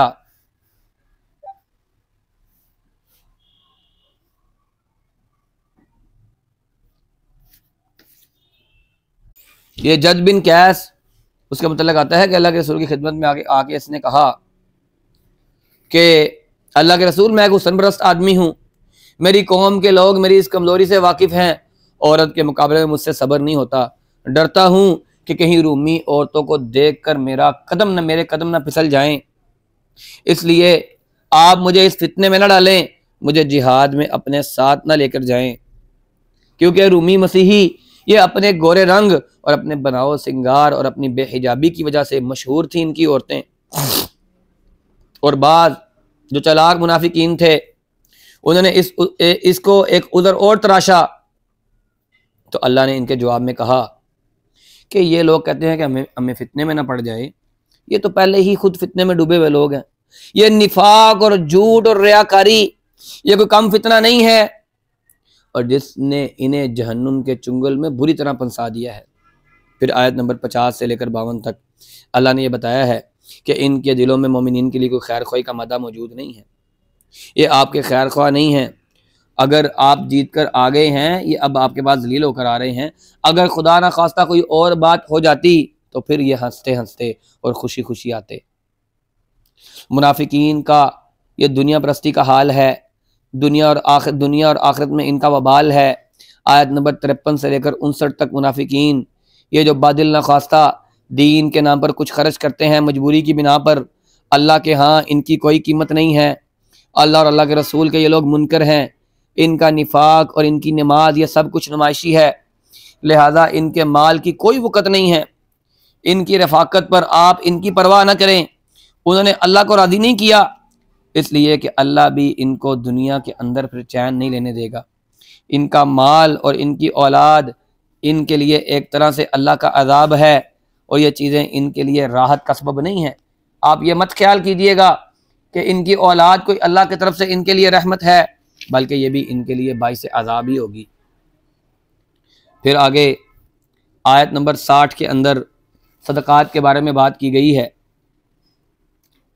और इसी पर ही इंशाअल्लाह हम खुलासा कुरान बयान करने के बाद एक अलग से लेक्चर भी लेंगे कि सदक़ात,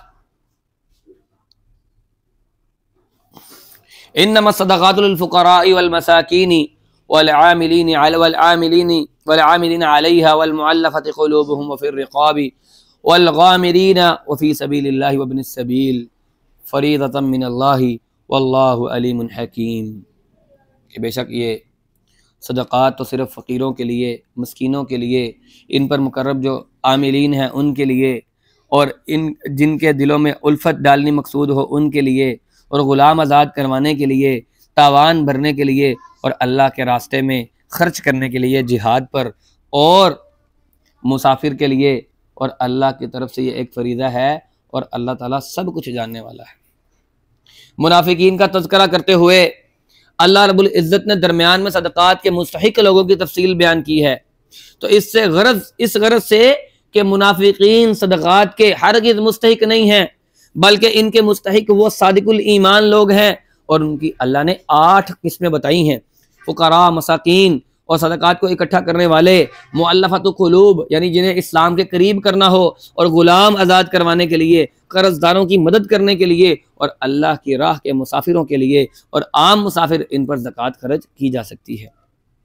फिर आयत नंबर 61 से लेकर 66 तक उन शरीर मुनाफिकीन का जिक्र है जो नबी करीम सल्लल्लाहु अलैहि वसल्लम के खिलाफ गनाउने किस्म के प्रोपेगेंडे करते थे, और आप को कहते थे कि अल्लाह के रसूल तो कच्चे कानों के हैं, आपको जाकर कुछ भी कह दो आप मान लेते हैं।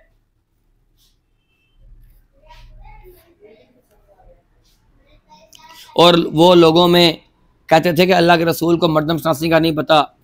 जब किसी पर गिरफ्त होती तो झूठी कस्में खाते, अपनी सफाइयाँ पेश करते कि नहीं नहीं नहीं नहीं हम तो कुछ नहीं कह रहे थे, हम तो बड़े ही अल्लाह के आजिज़ से बंदे हैं, हम तो ये बात वैसे ही मजाक में करते थे। तो इस गलत किस्म के प्रोपेगेंडे का जवाब देते हुए नबी करीम सल्लल्लाहु अलैहि वसल्लम वो अगरचे सुन तो सब की लिया करते थे, लेकिन एतमाद अल्लाह के रसूल सिर्फ अपने असहाब पर करते थे, अपने मोमिन भाइयों पर करते थे। और एक लिहाज से इनकी ये आदत जो थी वो मुसलमानों के हक़ में बेहतर भी थी, अल्लाह के रसूल के हक़ में बेहतर भी थी। इस तरह अल्लाह के रसूल इनके मुतल्लिक जान लेते थे, और फिर अल्लाह और अल्लाह के रसूल और दीन का मजाक उड़ाना ये हर हाल में हराम है। कलिमा कुफर को ख़्वा संजीदगी के साथ अदा किया जाए या मजाक में अदा किया जाए, शरई हुक्म के एतबार से दोनों बराबर हैं, इसलिए कि कुरान ने इन दोनों को लहू और लाभ कहा है और मुस्तरद कर दिया है, और हुक्म कुफर इस पर बाकी रखा है।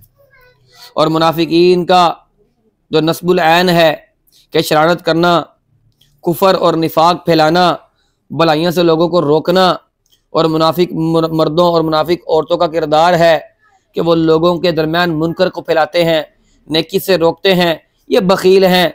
अल्लाह की राह में हर एक खर्च करने वाले को ये लोग तंबीह करते हैं, डराते हैं। और मोमिनों का रसूल ऐन क्या है या मुनाफिकीन का रसूल ऐन ये है कि ये अल्लाह की राह से रोकते हैं, तो इनका अंजाम क्या होगा? लाजिम है कि इनका अंजाम जहन्नुम हो। और इसी तरह से मुसलमान मोमिन, अल्लाह ने मर्दों औरतों का तज़किरा किया है, यअमुरूना बिल मारूफ़ी व यनहौना अनिल मुनकरी व युक़ीमूना अस्सलात, अमल बिल मारूफ़ व नही अनिल मुनकर के करने वाले, नमाज और ज़कात अदा करने वाले, अल्लाह और इसके रसूल की इताअत का दम भरने वाले, एक दूसरे के साथ अल्लाह की खातिर मोहब्बत करने वाले हैं। इनका ये काबिल तहसीन इंजाम अल्लाह ने बताया है कि जन्नत और रहमत इनके रब की रिज़वान इनके लिए है, और ये सबसे बड़ी कामयाबी है। फिर इसके बाद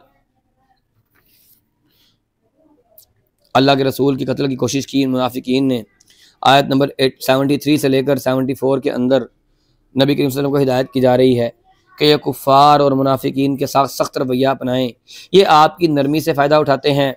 अब आपकी पॉलिसी अपनी वाज़े कर लें ताकि ये इस्लाम के साथ अपनी मुनाफ़क़त और कुफर के बावजूद चिमटे ना रहें, क्योंकि अब ये भी कहते हैं कि हमें तो आपने कुछ भी नहीं कहा। कलिमात कुफर तो ये कह चुके हैं, मुर्तद भी ये हो चुके हैं, जो चाहते थे वो पा नहीं सके, यानी अल्लाह के रसूल को नुकसान नहीं पहुंचा सके। तबूक से वापसी पर चंद मुनाफिकीन ने नबी करीम सल्लल्लाहु अलैहि वसल्लम कत्ल की साजिश की, आपके रास्ते में छुप कर बैठ गए, नबी करीम सल्लल्लाहु अलैहि वसल्लम के हम हमरा हुज़ैफ़ा और अम्मार 2 सहाबा किराम थे। अम्मार को तो इन लोगों ने घेर लिया, मगर हुज़ैफ़ा ने खूब मुकाबला किया। ये बुज़दिल मुंतशिर हो गए, रात की वजह से ये लोग पहचाने ना गए। हुज़ैफ़ा ने जब ये खबर आपको फरमाई तो आपने फरमाया मुझे वही के ज़रिए इस साजिश की खबर दे दी गई थी कि वो 12 आदमी फ़लाँ फ़लाँ कबीले से थे। जब सुबह इनसे पूछा गया तो ये झूठे लोग झूठी कस्में खाने लगे कि नहीं जी हम तो नहीं थे।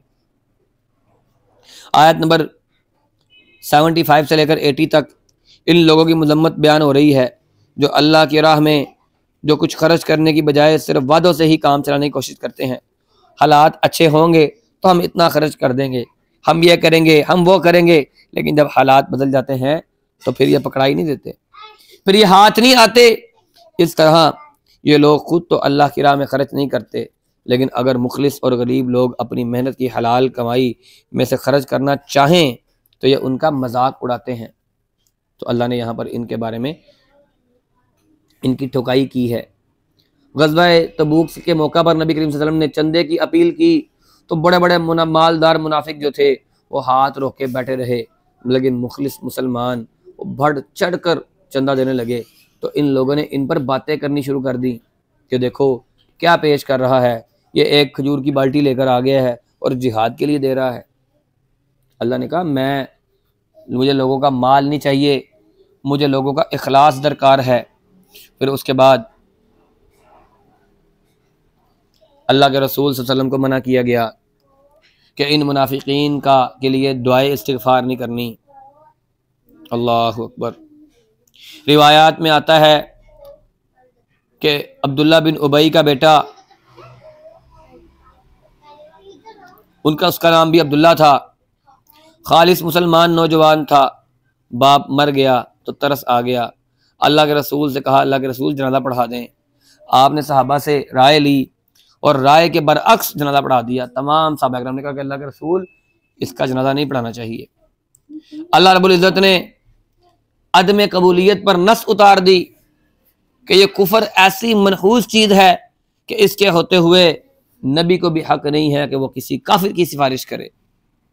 फिर आखिर के अंदर आयत नंबर 81 से लेकर 89 तक ये मुनाफिकीन जो जिहाद के लिए खुद तो निकलते नहीं हैं, जब सादिकुल ईमान लोग जिहाद के लिए निकलते हैं तो ये इन्हें गर्मी के मौसम की वजह से सख्ती से डराते हैं ताकि ना ये निकलें ना दूसरे लोग निकलें। तो इस किरदार को और जिहाद से पीछे रह जाने के जुर्म में इन्हें सज़ा दी जा रही है। इनकी बदबातिनी जो कुफर है और इनका जो इरताद है वो यहाँ नुमायाँ हो गया है। लिहाजा इन मुनाफिकीन के हक़ में बख्शिश की दुआ करने की इजाज़त अल्लाह के रसूल को नहीं दी।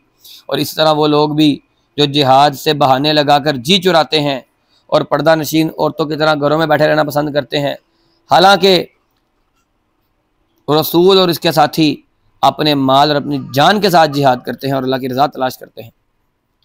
अल्लाह ताला इन्हें कामयाबी का मुस्तहिक जाना है अल्लाह ने इन्हें। और फासिक और फाजिर की भी नमाज जनाजा ना पढ़ाई जाए। आयत नंबर 84 के अंदर जिक्र हुआ है वला तुसल्ली अला अहदिम मिनहुम माता अबदन वला तकुम अला कब्रिही। अब्दुल्ला बिन उबई के जनाजे की ममानियत इससे ही ये मसला निकला है कि फासिक और फाजिर लोगों की नमाज जनाजा मुसलमानों के इमाम को नहीं पढ़ानी चाहिए। और इन आयात में नबी करीम का ये तरीका भी वाज़ेह हो गया था कि आपको किसी जनाजे पर तशरीफ़ लाने के लिए कहा जाता तो आप पहले मरने वाले के मुतालिक दरियाफ्त करते वो किस किस्म का आदमी था। अगर मालूम होता कि बुरे चलन का आदमी है तो आप इसके घर वालों को कह देते कि मैं तुम्हें इख्तियार देता हूँ, इसे जिस तरह चाहो दफन कर दो, मैं जनाजा नहीं पढ़ाऊँगा।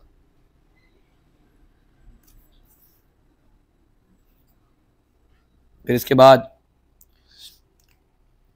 कुछ मसले जो इन आयात से मुनाफिकों के लिए साबित होते हैं कि कब्र पर दुआ करना ये कई लिहाज से फ़ायदेमंद है मुसलमानों के लिए। मुसलमानों की कब्रों पर दुआ की जा सकती है। हर मुसलमान मैयत की नमाज जनाजा ज़रूरी है और कुफ़ार की मैयत के लिए इसकी ममानियत है। मुसलमान मैयत को दफनाते वक्त कब्र पर खड़े होना चाहिए। यह अमल अल्लाह के रसूल से साबित है। और काफिर के लिए इस्तिग़फ़ार करना या दफन के वक्त दुआएँ करना या इसकी कब्र पर हाजिर होकर इसके लिए मग़फ़िरत की दुआ करना ये मुसलमान के लिए दुरुस्त नहीं है। और आयत नंबर 87 में अल ख़वालिफ़ से मुराद वो औरतें हैं जो घरों में बैठी रहती हैं इन्हें अल-ख़वालिफ़ इसलिए कहते हैं कि शरीयत ने जो उमूर हयात मर्द के साथ मखसूस रखे हैं, औरत को इनसे अलग रखा है। इनसे भी एक जिहाद का काम भी लिया गया है, लेकिन औरतों के लिए मर्दों की तरह मैदान जिहाद के अंदर उस तरह से निकलना ज़रूरी नहीं है जिस तरह मर्दों का निकलना है। और इससे ये मसला भी निकला है कि औरत का असल मुकाम उसका घर है। बअमरे मजबूरी घर से निकलना ये और बात है, ज़रूरत के लिए घर से निकलना ये अलग बात है, लेकिन असल जो औरत का मुकाम है वो औरत का घर है। अल्लाह के रसूल की फूफियाँ, अल्लाह के रसूल की बेटी फ़ातिमा अल्लाह के रसूल के साथ जंग के अंदर निकली हैं, उम्महातुल मुमिनीन जाया करती थी, लेकिन मुस्तकिल जो किरदार औरत का होगा वो क्या होगा? वो ये होगा कि वो घर के अंदर सकूनत पजीर रहेगी। अल्लाह ताला हमें सही मानों के अंदर कुरान को समझने की तौफीक अता फरमाए। व आखिर दावाना अनिल हम्दुलिल्लाहि रब्बिल आलमीन।